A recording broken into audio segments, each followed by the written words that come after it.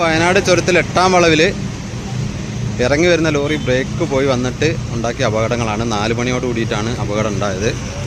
ഏകദേശം ഒരു 8ഓളം വാഹനങ്ങളിൽ ഉള്ള ആളുകൾക്ക് പരിക്ക് പറ്റിയിട്ടുണ്ട്. ഇതുപോലെ കാറ് തരിപ്പണമായ വേറൊരു കാറും കൂടി ഇതിൻ്റെ മുമ്പിലുണ്ട്. ചുരത്തിൽ അത്യാവശ്യം നല്ല രീതിയിലുള്ള ഗതാഗത തടസ്സമുണ്ട്. രക്ഷാപ്രവർത്തനങ്ങളൊക്കെ കഴിഞ്ഞു. വണ്ടി മാറ്റാനുള്ള ക്രെയിനും സംവിധാനങ്ങളും എല്ലാം വന്നുകൊണ്ടിരിക്കുന്നുണ്ട്. ഹൈവേ പോലീസ് ഉണ്ട്, ചുരം സംരക്ഷണ സമിതി പ്രവർത്തകരുണ്ട്. പിന്നെ ഓയിൽ ലീക്ക് ക്ലീൻ ചെയ്യാൻ വേണ്ടിയിട്ട് ഫയർഫോഴ്സിൻ്റെ യൂണിറ്റ് എത്താനുണ്ട്. നിലവിൽ ഇത്രയും അപ്ഡേഷനാണ് ഇവിടെ ഉള്ളത്. ചുരത്തിൽ നല്ല ബ്ലോക്കാണ്. 8ാം വളവിൽ ഉണ്ടായ ആക്സിഡൻറ്റിൽ പൂർണ്ണമായും തകർന്നൊരു വെന്യൂ കാറാണിത്. അതിൻ്റെ മുകളിലേക്കാണ് ലോറി വീണ് കിടക്കുന്നത്. മറ്റു വാഹനങ്ങളൊക്കെ അങ്ങോട്ടും ഇങ്ങോട്ടും മാറ്റിയിട്ടുണ്ട്. 3 കാറുകൾ പൂർണ്ണമായിട്ടും തകർന്നിട്ടുണ്ട്.